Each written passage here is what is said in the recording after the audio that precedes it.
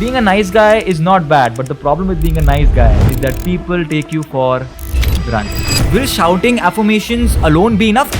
Never.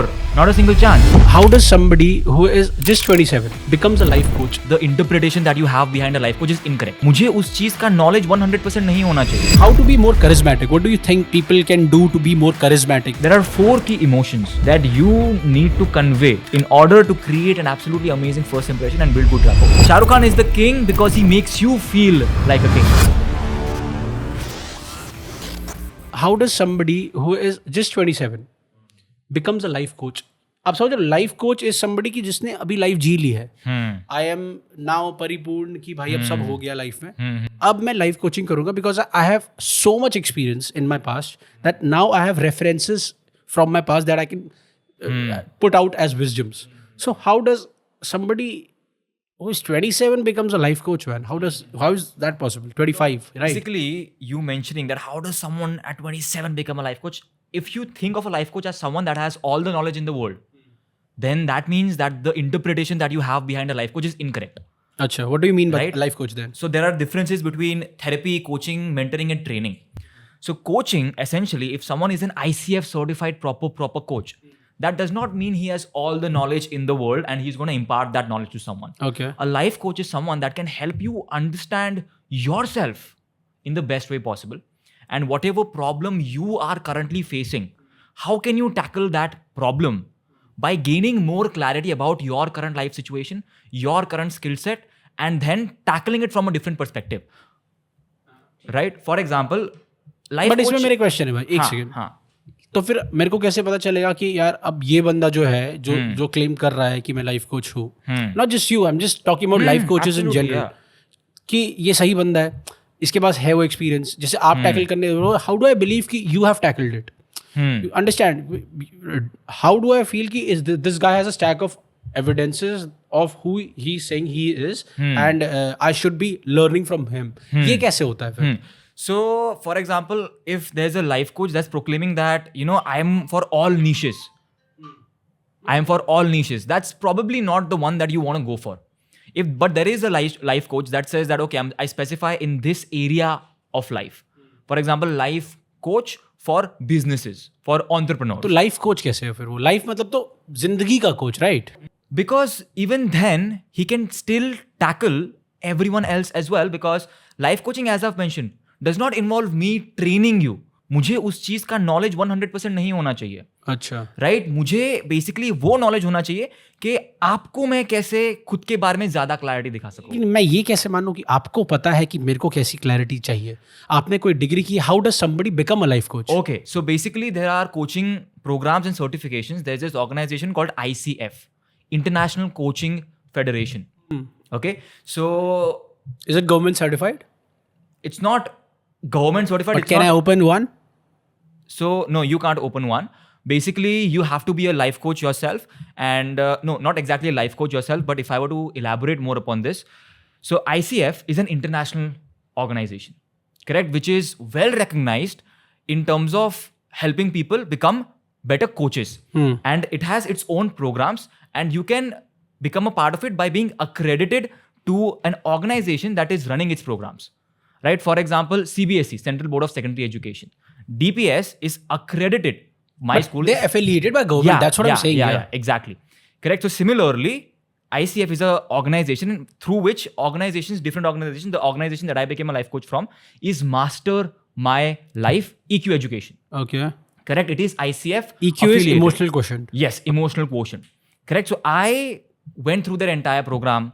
So मेरा question is कि you went through the entire program, you got the certification. Correct. मेरा ये point है, when I asked you कि can I open one, कि अगर गवर्नमेंट रेगुलेशंस नहीं है इससे रिलेटेड, तो anybody can open a No. Why? Because there are different levels. There is ACC, PCC, MCC. ACC is, let's say you've done 100 hours of coaching. Right? After you do that coaching, there's a test that you need to go through as well. Who conducts that test? ICF. Who is that ICF? International Coaching Federation. तो मैं वही पूछ रहा हूँ, तो फिर क्या मैं दूसरी इंटरनेशनल कोचिंग फेडरेशन खोल लूँ तो क्या फ़र्क पड़ेगा? मेरा यही क्वेश्चन है, simple question.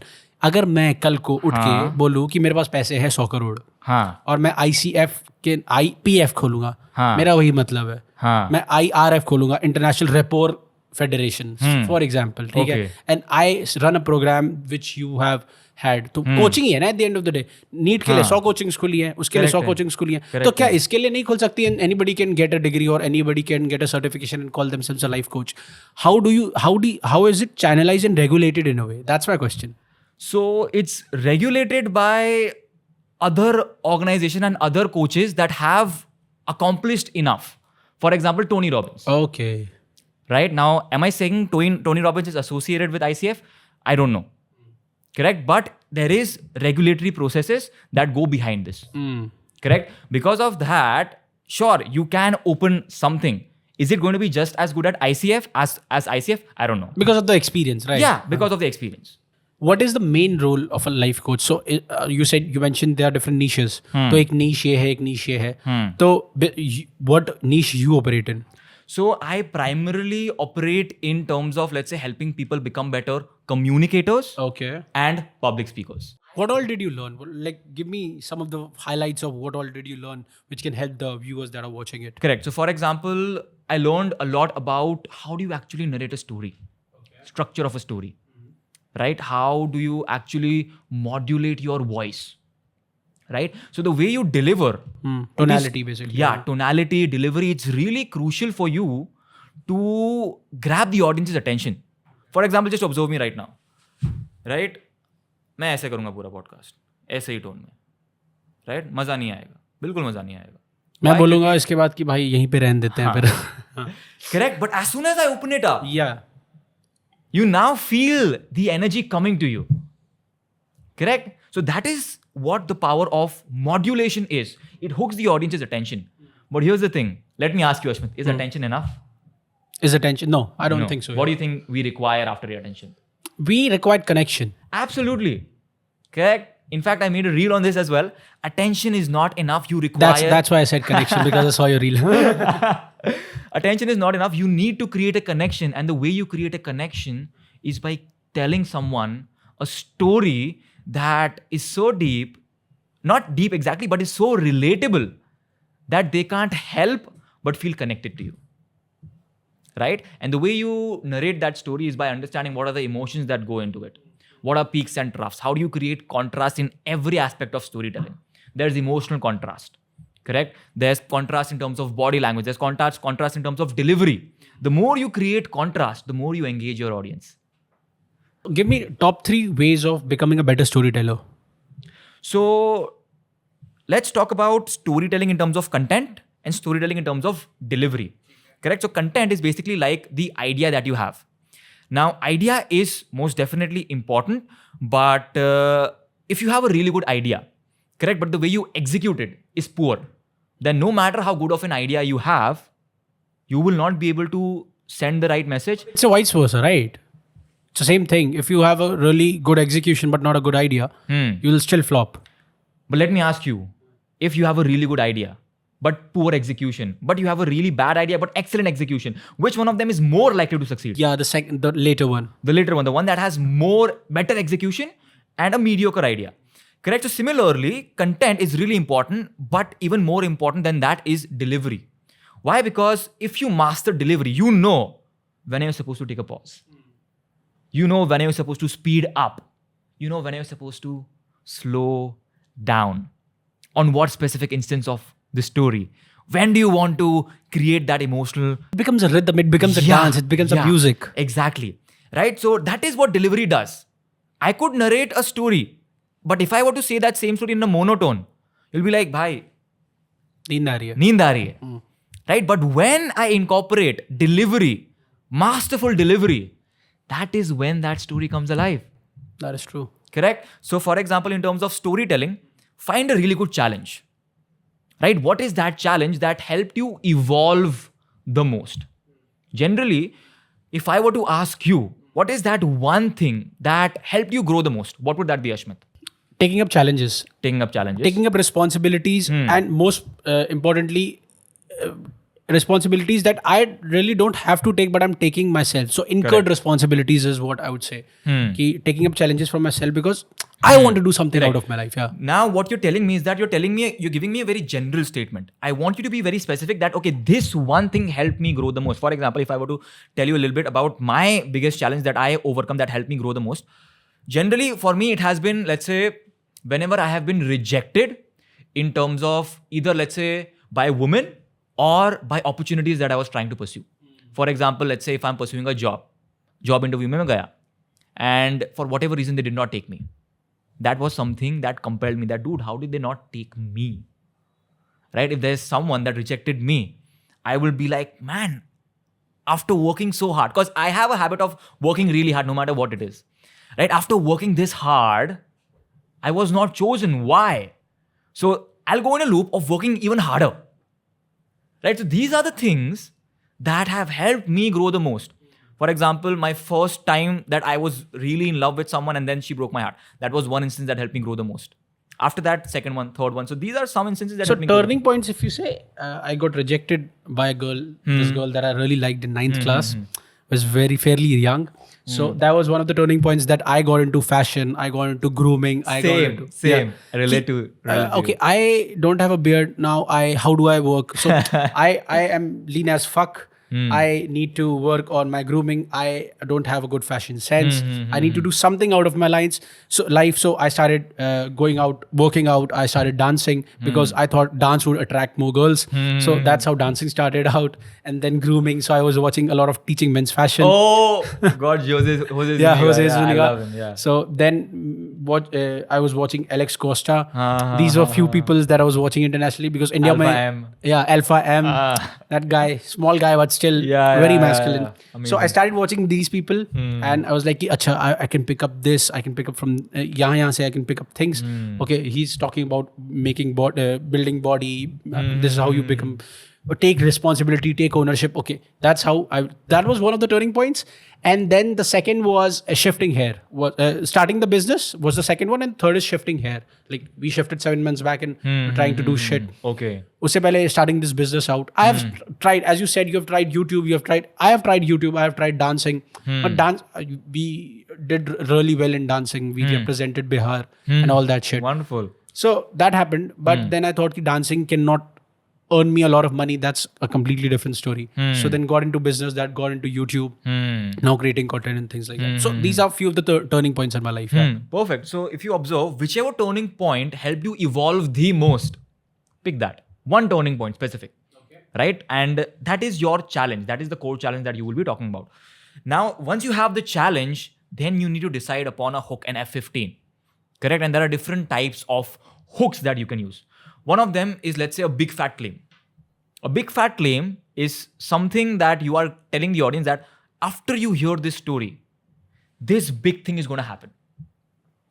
For example, if I were to explain to you elaborately, after you hear this story, it's going to completely change your perspective about love. So end result. Yeah, something like that. Basically, what are you going to get? And it should be big. Right? It shouldn't be something small. Right? After this story, you'll be able to understand how you can earn 1,000 rupees. Not worth it, very small. Right? But after this story, you will understand the mindset of people that make billions. Okay. Big fat claim. Correct? When you have this claim that is big, fat, people want to know, okay, how did this happen? Right? That is one thing. Another thing you can do is that you can quote someone. So what a quote does is that it helps you appear more intellectual. And whatever conversation you are having, whatever speech you are giving, it has more gravitas now. It has more credibility because you have quoted someone. Right? So people know that, okay, this person is someone that reads. I call it bought credibility. So you've read somebody and you're quoting him because, okay, this guy knows shit because he's quoting that guy. Yeah, you're standing on the shoulders of giants. Right? So if I quote Tony Robbins, then it's not me saying it. It's Tony Robbins saying it, and you want to listen because it's not just some person that you know right now. Works really well on videos and reels as well. Yeah. Right? So quotes work really well. Another thing in terms of, let's say, public speaking is question. Right? Whenever you go in front of the audience and you immediately ask a question, you instantly engage the audience if you're expecting the answer. Because let's say if I'm the only one that's speaking, then sure, I am speaking, but audience ke beech mein kuch nahi ho raha hai. But as soon as you ask a question and someone from the audience responds, then if someone is not listening also, they'll also pay more attention. Then they'll come back to you once again. Engaging the audience, yeah. Right? So you'll engage the Teachers audience. used to do it कि अब I'll be asking the question. तो backbenchers was to like अच्छा अब serious होना है. Correct. So I love asking questions because what it also does is that it puts you in power. When you are the one, so in a conversation, the power dynamics is whoever is asking the question is in power. Yeah, that's true. We have learned this in sales a lot. Ki you, the one who speaks less, wins the conversation. Absolutely. Is the dominator of the conversation. Yeah. Correct. So for example, in the beginning as well, right now you were asking me a lot of questions, right? So in that way, in that moment, you had a lot of power, right? Because you are the one that's asking the questions. You are the one that's deciding the direction of the conversation, right? But as soon as the person starts speaking, right, then what happens is that, okay, now you're the one listening and now they are answerable to you. So in a way, you're here and, right, I'm just answerable to you. So you're my boss. So that is why I love using questions a lot, because then it just gives me that authority instantly. One of the things that I do is when I'm doing sales mostly is ki when somebody says ki, hey, this is not the right time to talk, give me a call around 7. So I would, the thing is ki no, I'll not say as a salesperson, which basically do is ki yeah, I'll call you at 7. I would say ki okay, then let me call you at 8:30 because I'll be free at that time. So that is you deciding for yourself. Yeah. Ki I'll not call you at the time that you're suggesting me. I'll be calling you at 8:30, which is my line of Absolutely. timing. Yeah. 100%. And they're like, okay, it works really well for me. And that puts you in the same level of what they are at. Yeah. 100%. Right. So that is something that you can do in order to just grab the audience's attention and have that power. Correct? So big fat claim, asking a question and quoting someone. These are 3 wonderful ways to use the F15. There are more. There are many more, but these are the three primary ones that I would recommend. Correct? So once you understand the F15, then you go towards the challenge. The next thing you can do is understand how can you overcome that challenge. Right? And when you are talking about the overcoming, talk about the details that are most emotionally fulfilling, that have that sense of, if the overcoming is just, okay, I just overcame it like that only, then it's not fun. When you are overcoming, you need to mention the details that have emotion in them. What did you do? For example, I remember back in college, I really used to like someone, and the thing that I did to overcome, I was really upset. Correct? So I was wasting my life away. I was crying myself to sleep. I stopped going to, college classes. I bunked a lot of the sessions. And then I was like, okay, you know what? I need to stop. And there was this non-profit organization that I was a part of called Make a Difference. And when I used to go there and teach children, that was one of the most fulfilling feelings I got. Because when I used to go there, and I was someone that had a really good style back then. I had a beard, I had a piercing, and back in the day, I used to smoke as well. Now I don't smoke. It's been a while that I've quit smoking, but I used to smoke and all of that. So I was, that guy that just appears really cool. Correct? They did not know I smoked because obviously I don't want to show that to them, but they used to admire me, and that admiration is something that really drove me and that pushed me to work harder and become a better version of myself in front of them as well. Correct? So that was one thing that helped me become better. I taught them better. I improved my own academics as well, so that they know I am someone that is good at academics, so that they improve their academics. Right? So these are some ways in which I worked upon myself. Right? After that, I got a really good job as well. I was consistently into public speaking and all of that. So now that I mentioned all of this, I talked about someone admired me. That has emotion. I talked about me going to a non-profit organization and helping children. That gives you a sense of fulfillment, and you know that, okay, I'm a kind person that likes to help people. So details like these build emotional connection, and these resonate with the audience. So this was the part of the overcoming. Right? F15 challenge, overcoming, and then a big message. What is the message that you want to send? Correct? So for example, if I were to talk about the breakup story, then the message I want to send is that that heartbreak was the best thing that could have ever happened to me.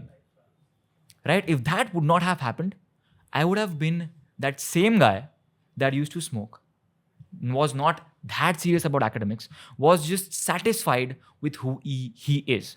I would not have tried to become better. I would not have tried to chase greatness at all. Correct? Because that happened, I worked upon myself. Because they, wanted me, those children wanted me to be their idol. I started acting like their idol. I became that idol eventually, gradually, after I started acting like that idol. And then once I started acting better, I started attracting better. I started attracting better opportunities, better people, a better life. Right? So heartbreaks are not a bad thing. They are probably one of the best things that could have happened to you. Correct? So that was, let's say, the message that heartbreaks are not bad. Correct? And the L15, if I were to conclude this story, I would end it with a bang. For example, in this case, this is the same story, by the way, that I used to win that event. Right? The L15 would be, in order to attract better, you need to act better. Right? So I ended it on this note. Right? So the L15, which is the last segment of the story, you need to end it on a bang. You cannot end it on a low, because if you end it on a bang, on a high note, then the audience yearns for more. If you end it on a low, then you've ruined the entire tempo. Correct? So obviously, the hook is the most important thing in terms of grabbing the audience's attention, but the challenge is the most important thing in terms of creating that connection with that audience. And then everything else follows. And then the L15 is crucial for you in order to end it on a really good note so that they want more of you. Right? So these are some of the things that I would like to share with you related to storytelling. Yeah, storytelling ke liye na, I read this beautiful newsletter by somebody who said ki there are 5 to 6 frameworks seven frameworks that they use. The number one is clear risk of death. Is ki in any way clear risk of death. Second was keep making things worse in the story. Third was yes but no and. So yes but no and is yes. Improv yes but no and. So it says ki this is a classic trick. Once you hear it, you will see it everywhere. The easiest way to increase the stake at the end of the scene is not to simply have the protagonist achieve or fail to achieve their goal. Rather, it is to use yes but. In a 3-round competition, maybe yes, they win the first round, but they sprain their ankle in the process and now need to win the next round with a good foot. So basically like that. The fourth one was unexpected but guessable. It was unexpected, but I can guess it. Something like that. So this happens a lot. If you observe movies and you see something, you'll claim to people that this is what's going to happen. मेरे को लग तो रहा था ये होगा. So I definitely agree with that one.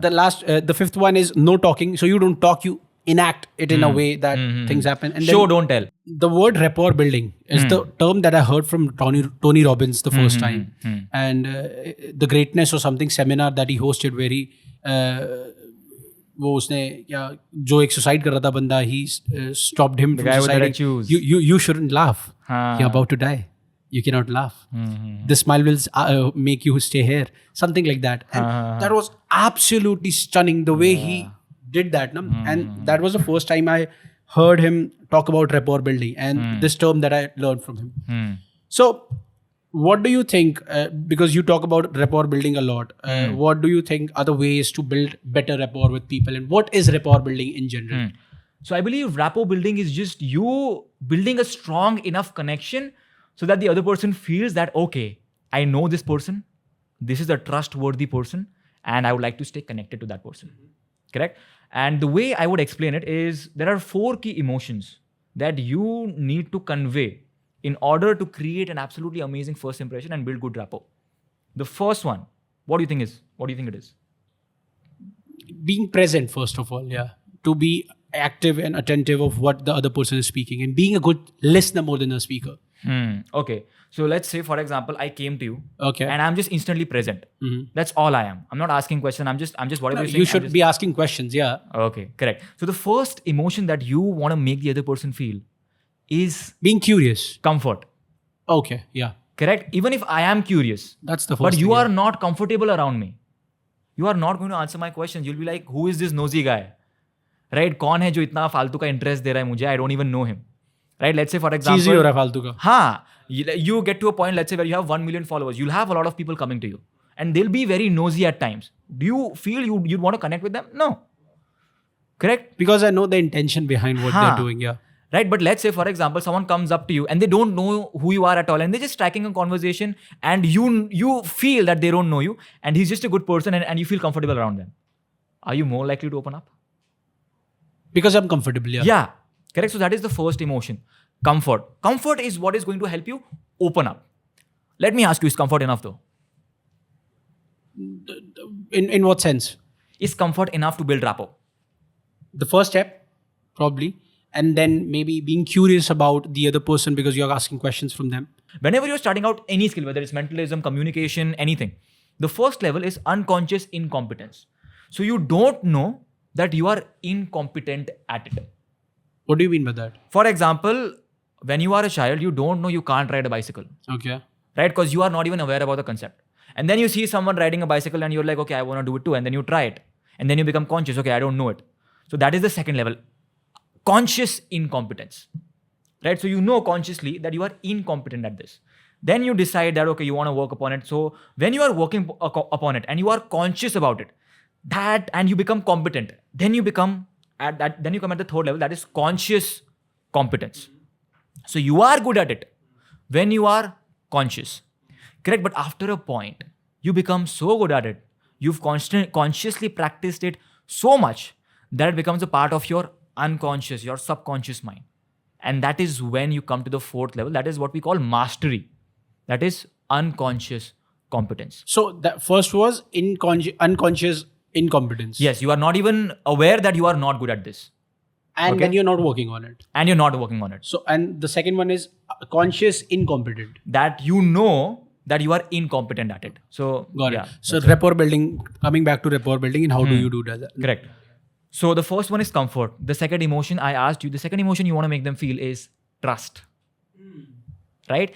If you don't make them feel that you are someone that's trustworthy, sure, they'll be comfortable around you, but they'll not share their secrets.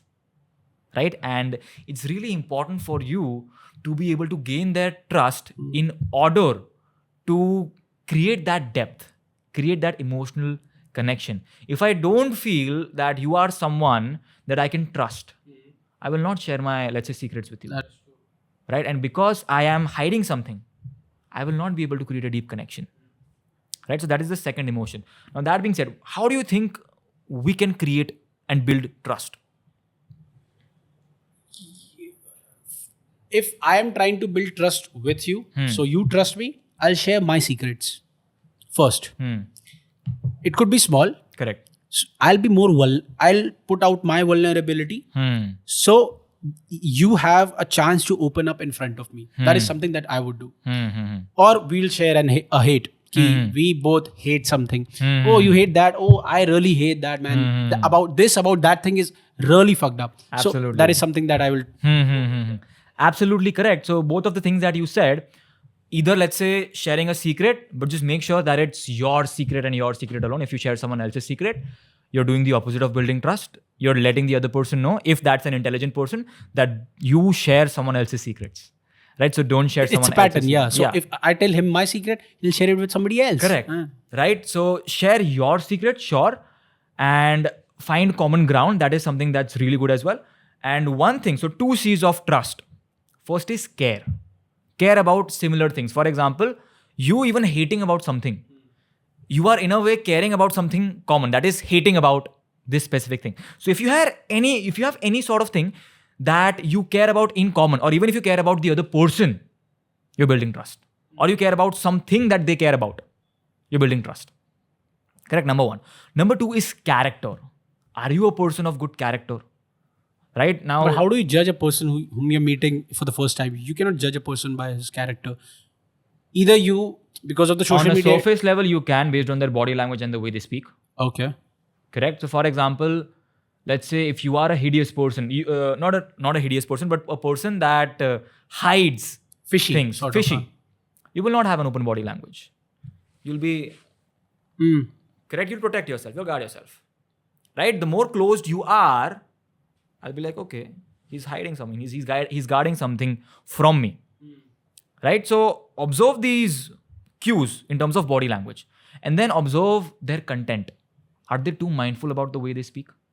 Correct? Are they too careful with their words? For example, you mentioned to me in the beginning, right? You mentioned to me that you're okay and you're transparent about cursing. Which is a sign of a person that is a little more transparent and speaks their mind. right? So in that sense, if you say something, I'll be like, ठीक है, अपने हिसाब से जो बोल रहा है वो सच्ची बोल रहा है. In most cases, correct? But is it always the case? No. Right? There are obviously nuances to it.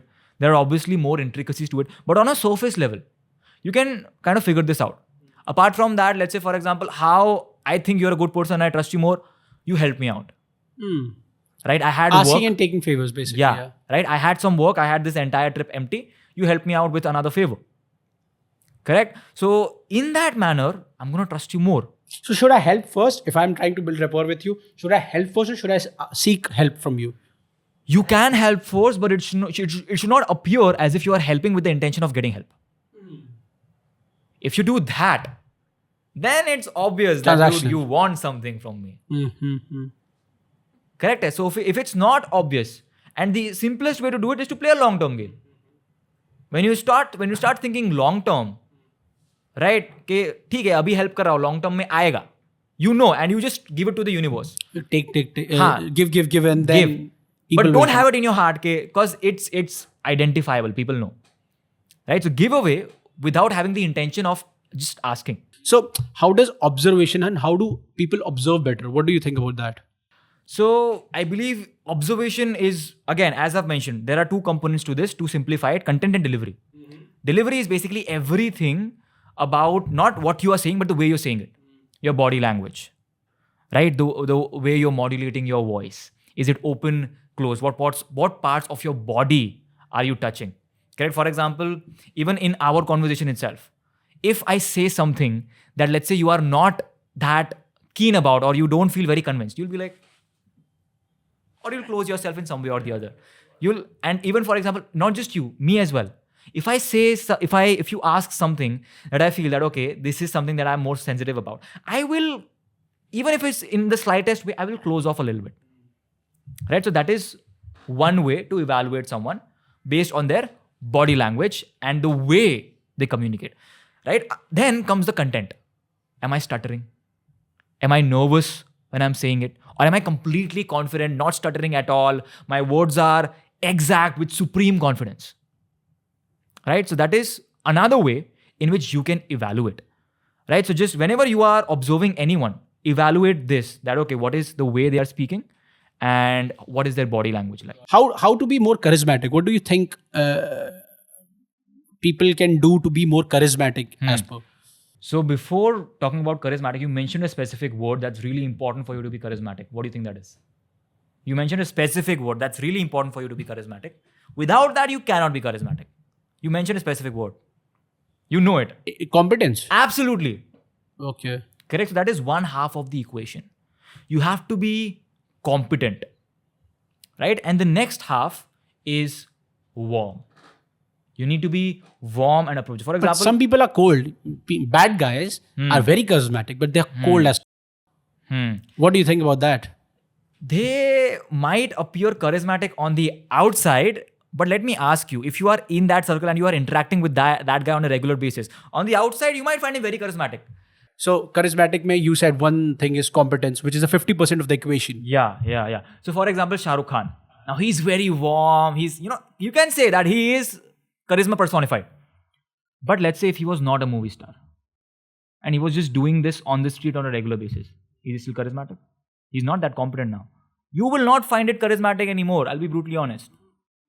Right? You'll think, okay, this guy is being overly warm and no. Cheesy. Creep. You'll feel cheesy, but he is competent. He's backing up with his competence. Yeah, his work shows for it. And that is why when he treats you, Vicky Kaushal said it in a podcast as well, Shah Rukh Khan is the king because he makes you feel like a king. So he has that warmth.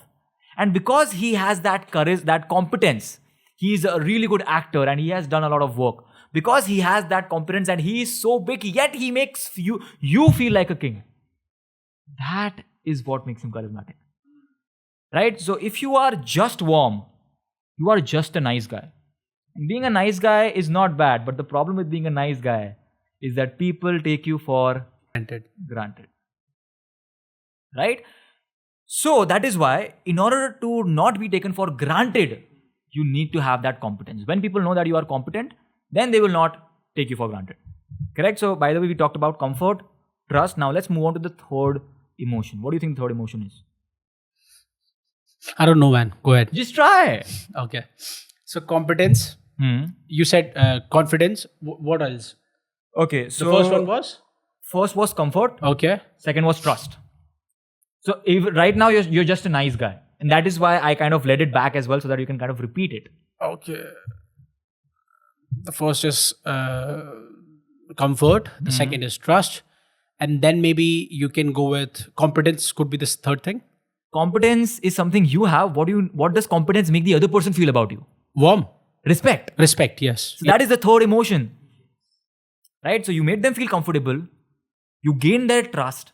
Now you need to command respect. And the way you command respect is by showcasing that you are a competent person. You cannot command respect while being incompetent. Imagine someone that's super weak telling you, "Bhai, main teri maar dunga." Like, I'll beat you up. Would you take him seriously? Would you respect him? No, because you can see, it's visible, he's incompetent. Correct? But on the same hand, he's a big dude. Right? You know he can beat you up. But he's very warm, he's very sweet, he's very gentle. That seems charismatic. Right? He's not threatening, he's not using his power in a negative manner. There has to be a contrast between two things. So, competence is very masculine, and there's warmth, which is very feminine. And in a way. In a way. And yeah. then this contrast draws people towards you. Is that the way to express it? Absolutely. That is bang on. This is something that, so this is a new take on it, but absolutely agree with you. Right? So definitely that plays a big role. And what do you think is the next emotion? Okay. We've gone very deep. We've established comfort. We've built trust. We've gained respect. Trust, respect. Give me some options, man. In the beginning, you asked you said that I need to be gentle. Present. Yeah, attention. Right? Be attentive. Now is the time you take interest in them after you have conveyed all of this. So curious, basically. Yeah, curious. And curious in a very good way. For example, there are 4 levels of listening. The first one is ignoring. Second one is pretending. Third one is active listening. So when I'm active listening, I can recall... What's the fourth one? Yeah, the fourth one is empathetic listening. Okay. Wherein you don't just focus on the words that the other person is saying. A lot of the arguments are like he said, she said. That's active listening. But if you forget about the he said, she said, and you focus on the intentions, a lot of the arguments diminish drastically once you understand that this person always has good intentions for me. Right? So when you are conversing at the 4th level, you are listening at the 4th level, empathetically, you're not focusing on just the words, but the intentions behind the words. That is when you are actually taking in interest and you are with that person because you want to know where this person is coming from. Right? So these are the 4 emotions that you need to make them feel. If you make them feel comfortable, good. The conversation is going to move forward. If you make them feel trust, right? They feel like they can trust you. The conversation is going to go deep. If you are able to command respect, then they're going to take you more seriously. And if you can command interest, then they'll feel that, okay, this is someone that understands me as well. So these are the 4 emotions that you need. What do you think about confidence? Because one of the quotes that I heard from Alex Hormozy, if you know him, he said, you don't become confident by shouting affirmations in the mirror. You become confident by having a stack of undeniable evidence of who you say you are. Outwork your self-doubt. So most people have a lot of self-doubt. They are not confident. And he said, you don't become confident by shouting affirmations in the mirror. Yeah, I'm confident. I'm strong. I'm intelligent. You become confident by having a stack of undeniable evidence of who you say you are. You say, I'm this, and you are the person. If you say, I'm a public speaker, you are not hiding in the back. You're coming in front and talking and giving a speech. 100%. If you say you are a good sales guy, you pick up phone and you call 100 people a day. That's how you become confident. So confidence is just preparation. Absolutely. If you're not confident, there's a lack of preparation. He puts it in a way. Confidence equals to preparation. If I have done this 100 times, I would be damn confident. 100%, I agree with you. So most people who are not good at public speaking, and that's the segue that I want to get into. Most people who are not good at public speaking is because they have not prepared it 100 times till an extent that it becomes boring. Now it's boring for me to rehearse it every time, and I cannot make it better in any way now. And you have prepared it with in front of your friends, in front of your partner, in all the ways that you can do it. Correct. In front of a camera, in all the ways. Now it's like I've done it 100 times. I can do it again. I agree with Alex a lot, but I don't think that is the only way you gain confidence. I agree that it is really important for you to build that stack of proof. So there are two approaches to this. One is outside in. Basically, you work on the outside so much that it reflects on the inside and you start feeling it internally. Okay. Another one is inside out, that you do so much inner work, you do so much preparation before even creating any sort of outcome. But once the time comes, you have done so much inner work that it takes you very little to gain that level of outcome because you have done that inner work. So there's inside out. And for example, he talks about shouting affirmations is not going to make you confident. Shouting affirmations alone is not going to make you confident. That's 100% true. But shouting affirmations is going to help you do that inner work that gives you motivation to go out and do the work. But do you think... So you think... I'm not saying it's enough. But motivation as a term is nothing. So I heard this guy, maybe Mark Manson or something. He said motivation comes after the work, not before the work. Yeah. So if you're saying it will make you motivated, you'll have to first work and see if you have the proof. And that's how you'll become more motivated towards it, right? Correct. I absolutely agree with that one as well. But I'm not saying that begin with the affirmations. I'm saying that do the work, you suck at it, right? That is the point where you feel that, okay, you still want to continue. You tell yourself constantly, okay, you know what? I'm going to get better. I'm going to continue. Because affirmation is nothing but inner dialogue to yourself, right? If you have that inner dialogue that, okay, I'm not going to improve, then you're not going to improve. And you're going to stop eventually. See, but what you're mentioning here is from the book Atomic Habit. He said, be the person that you're thinking of. Correct. But that comes, see, if you say that I'm a runner, then you'll run. That was his philosophy in the book. In a whole extent, matlab summary yahi hai. So, like, what do you think about that? Ki just thinking of yourself ki now I am the person will make you do the things. Thinking alone is never going to be enough. Right? That is what I'm trying to say. That will shouting affirmations alone be enough? Never. Not a single chance. But that does not mean that it means nothing. Okay. Right? That's all I'm saying. Alex is 100% so right. What's the second approach then? You said inner and out. What was that? For example, majority of my career, out of the 7 years, 4 years, the first or 2 years, I was terrible. I was absolutely garbage. People would not listen to me. Right? 3rd year, I became mediocre at best. But why were people listening to you for the first and the 2nd year then? Because I'm not just, Were you pretending? Were you pretending to be better? No, because I tried stand-ups. I went to a lot of open mics. So that is why I got the experience. Right? So it's not like people were inviting me in my 1st or 2nd year. They were not. I was terrible. Why would they invite me? Right? But because I saw opportunities, I wanted to grow in this domain. I saw whatever opportunity there was and I went to that opportunity and I performed. And even when I was not in front of that opportunity, I was thinking that inner work. I was imagining having given that opportunity, how would I act? Right? I'm an overthinker. I was utilizing my thought process in order to feel the atmosphere and try and perform my best. As you've mentioned, Virat Kohli, visualizing it. So I did a lot of visualization as well. Right? So even though I might not have done as many speeches, but when I did get that chance, I had that inner work and I was able to grow faster. But I would not have been able to grow at all if I just did not go outside and all I did was inner work. Because just inner work is never enough. But just inner work is just, it's never enough. But you need to combine it with outer work as well. So in a combination, it's very lethal. I'm not saying that this is better or that is better. You need to figure out what works best for you. One of the quotes, other than this, I've learned it by heart. This quote, I've learned it by heart. That you don't become confident. If you want to build confidence, you have to build competence. It's something that I go with. The second quote that I really love, and I'll be tattooing it someday, which is the magic that you're looking for is in the work that you're avoiding. Chris Williamson, yeah. It's absolutely stunning quote. Sums up everything that you do. I want to talk to you about public speaking as well. So, like, what do you do before getting onto the stage? Are you nervous? Are you not nervous? What is happening behind the scenes? In the beginning, I was nervous initially. Okay. Now, I am not nervous at all. Not at all? Not at all. 0% nervousness? Zero nervousness. But 100% excitement. So what do you envision when so many people are in front of you? I constantly tell myself, this is my moment. I'm going to own it. So does your leg don't shake?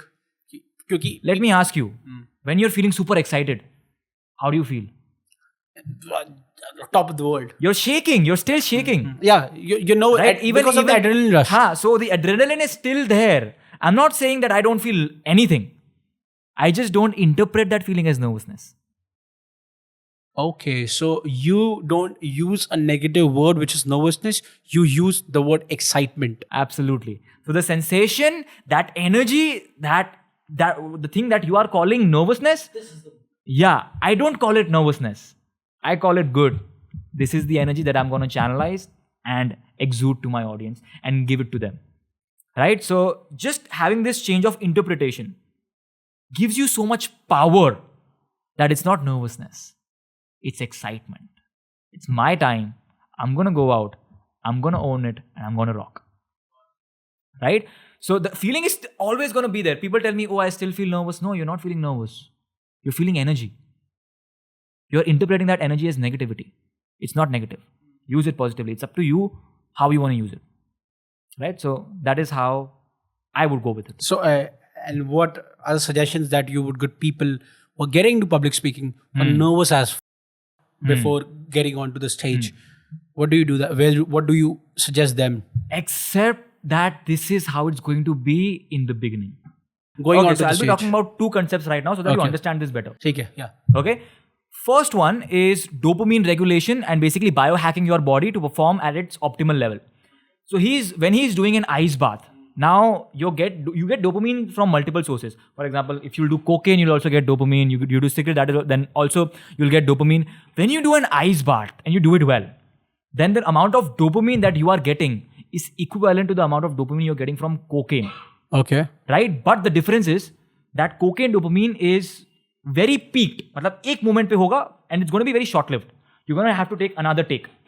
But if you do an ice bath, that same amount of dopamine is going to distribute throughout your entire day. Have you tried ice bathing? I have tried very cold water bathing, but I plan to get into ice bathing soon. So it's in my bucket list. So you're into biohacking and shit like that? Sometimes I do stuff. For example, if I have my phone, something that helps you get into flow very regularly is by having a to-do list. So on my phone, I'll have... I've had this action bag. Yeah.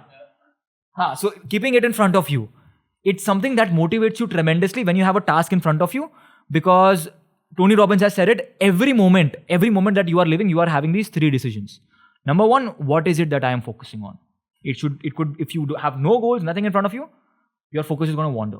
For example, scrolling, wasting your dopamine, anything like that. But as soon as you have a goal set, you now have your focus aligned. You'll chase it down. Number one. Number two is, what is the meaning behind this? Basically, whatever I am doing, what is the meaning behind this? In every moment, you are taking this decision. And the third thing is, what am I going to do after this? When you have a to-do list, you have two of these things sorted. Right now, I'm doing this. After this, I have to do this. Right? So that is a major boost and major advantage that is going to help you stay focused. And it's, in a way, a biohack as well, having a to-do list. But do you think to-do list works well or time blocking? Because for me, time blocking works exceptionally well. So I have a to-do list just to remind me things, but I'll always have a tab opened of my Google Calendar of what are the things that I have to do next. Because for the to-do list, it can be everything. You can put out everything in the to-do list. Yeah. And everything is asking for your attention. Correct. First do this.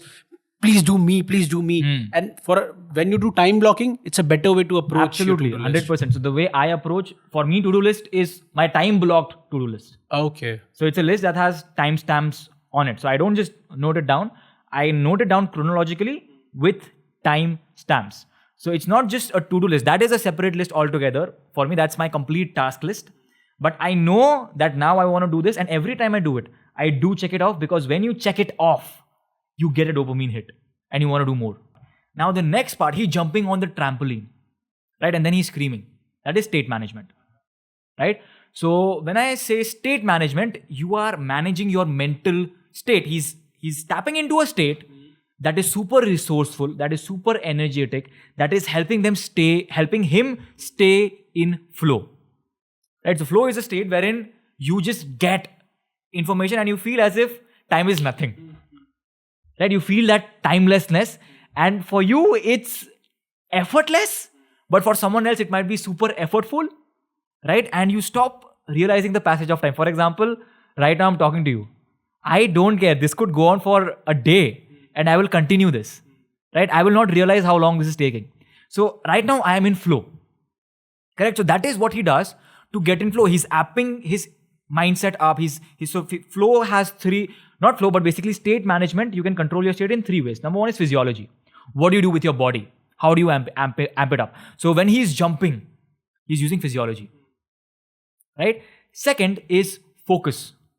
What exactly is it that you are focusing on and how are you so focused? So basically when he's, let's say for example, now this has multiple interpretations, but focus is one thing that is common. For example, dopamine. He has very high dopamine energy levels because he has done an ice bath. So his focusing ability is really high. So he's leveraging that as well. Correct? So physiology, focus and language.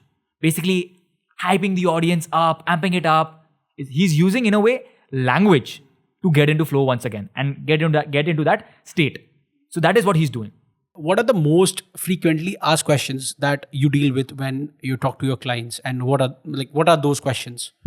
Some of them are, I talk too fast. Right? Recently, I have been getting a lot of queries specifically relating to this, that I talk too fast.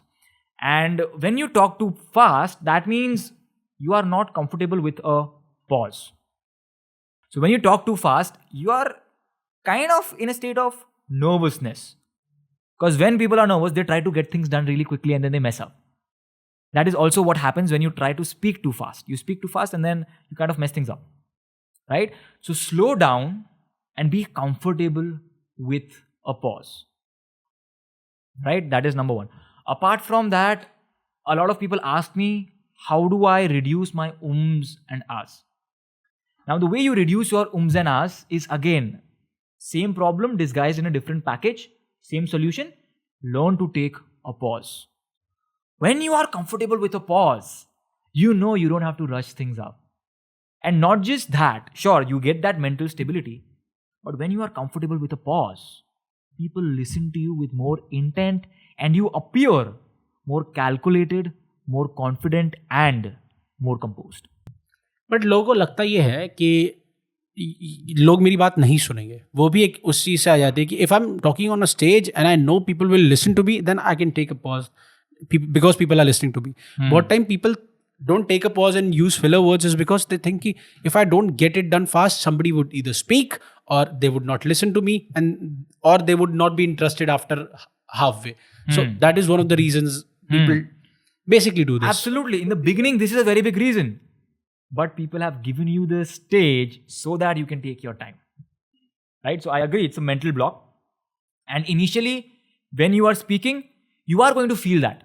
That's absolutely fine. Go off the camera. Go off the stage and go on the camera. Record yourself. Master speaking in front of the camera first. What are few of the book recommendations for being a better communicator? Better communicator. One all-time favorite is Dale Carnegie. Okay. Right? If you want to become a better public speaker, you can read his book on public speaking as well. And if you want to become a better one-on-one communicator, you can also read How to Win Friends and Influence People. Right? So that's a really good book for building a foundational level of communication. Right? But as you move towards the, let's say, advanced levels, then you could learn negotiation by reading Never Split the Difference. Wonderful book for negotiation. Want to understand power? 40 Laws of Power. Undebatable. Right? You understand power dynamics from there. And then How to Talk to Anyone, 92 Ways. Right? That is also a really good book that you can try. Apart from that, these are 7 Habits of Highly Effective People is also a wonderful book. So 4 levels of listening. I talked about 4 levels of listening because it's mentioned in 7 Habits of Highly Effective People. Apart from that, so there's personal, there's private victory, and there's public victory. In the public victory domain, he gives a lot of amazing tips, tricks, and techniques that you can use in order to become a good communicator as well. So these would be some of my book recommendations. What are 3 your all-time favorite books that you think will change people's life and you were blown away कि यार ये क्या book है जो इसमें value कितनी खतरनाक है हर पेज पे, मतलब you're blown away with these books. Top 3 books. One has to be Atomic Habits. Okay. This is where it started for me. When I understood that, dude, you can automate your habits. Like when I first, now it's very common. But back in the day when I heard about it, I was like, dude, crazy. You can design your entire freaking life using this. Right? So Atomic Habits would be one. After Atomic Habits, one book that absolutely changed my perspective in terms of money and mindset. The Millionaire Fast Lane by MJ DeMarco. When I read that book, I was like, dude, you can be rich before you're 30? Because a lot of people chat on get rich quick. They said that get rich quick is not possible. But get rich quick is possible. Get rich easy is not possible. If you work really hard in the right manner, in the right streamlined process, it is possible for you to become rich before you turn 30 or 35 or 40. So that is one book that helped me gain that mindset and turned my gears. Right? So that would be another book that, in a way, enabled me to broaden my mindset. Right? So Atomic Habits, one book. And Millionaire Fast Lane, another book. Another one that I am currently reading is Principles by Ray Dalio. So Principles is a very fat book. And Ray Dalio is a very accomplished person. And he could basically predict things. कि stock market crash होने वाला है. This is going to happen. That is going to happen.